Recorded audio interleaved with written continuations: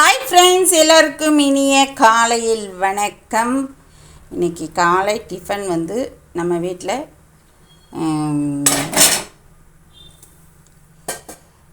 சேமியா கிச்சடி. சேமியா கொஞ்சம் ரவை போட்டு கிச்சடி செய்ய போகிறோம். எண்ணெய் சூடு ஏறட்டும். தேவைப்பட்ட நம்ம நெய் கூட கொஞ்சம் ஆட் பண்ணிக்கலாம், நல்லாயிருக்கும்.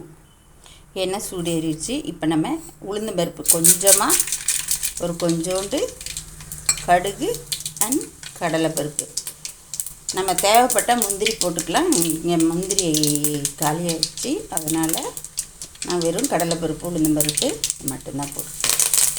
நம்ம கருவேப்பிலை, அடுத்து நம்ம எவ்வளோ சமைக்கிறோமோ அதுக்கு தகுந்த மாதிரி பச்சை மிளகாய், ஒரு பெரிய வெங்காயம் 2.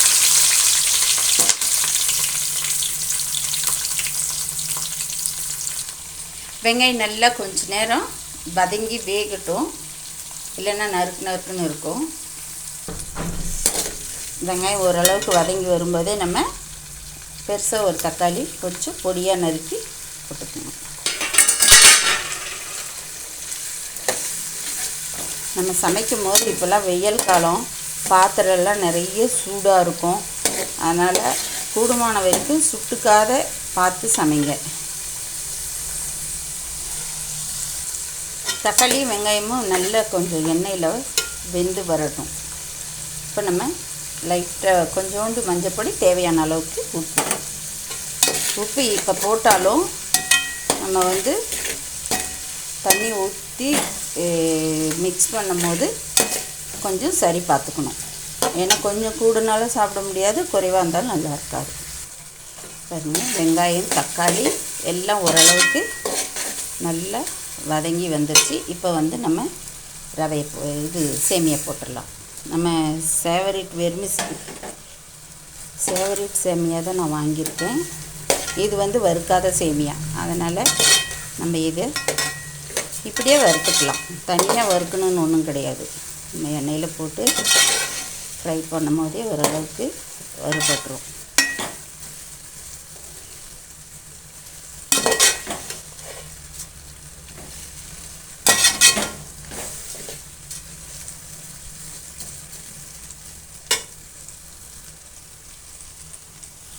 இது நல்லா கொஞ்சம் வறுபட்டு வரட்டும். ரவை நல்லா இப்போ வறுபட்டு வந்துருச்சு. இப்போ நம்ம ஒரு பக்கம் தண்ணி முதல்லையே வந்து 1 டம்ளர் சேமியாவுக்கு நம்ம வழக்கமாக 1.5 டம்ளர் வைப்போம். அதே இதுதான். இப்போ நம்ம இருக்கிற தண்ணி சூடு ஏறிட்டு இருக்கிற தண்ணி தூக்கி ஊற்றிடலாம்.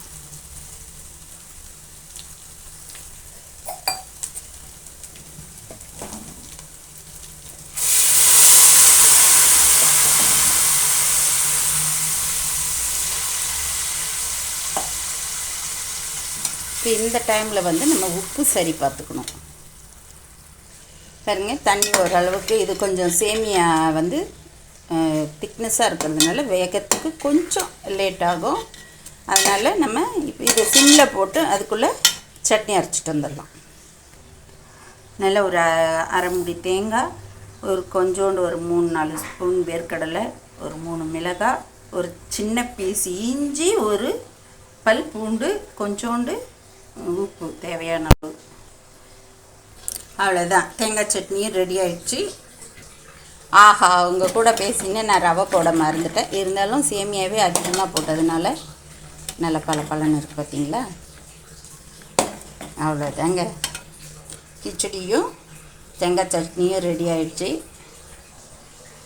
இப்போ சுட சுட சேமியா கிச்சடி அண்ட் தேங்காய் சட்னி ரெடி. இது ரொம்ப சிம்பிளாக அண்ட் ஈஸியாக, ஒரு கூடுமான வரைக்கும் சுடுதண்ணி இருந்ததுன்னா ஒரு 4 to 5 மினிட்ஸில் வந்து சேமியா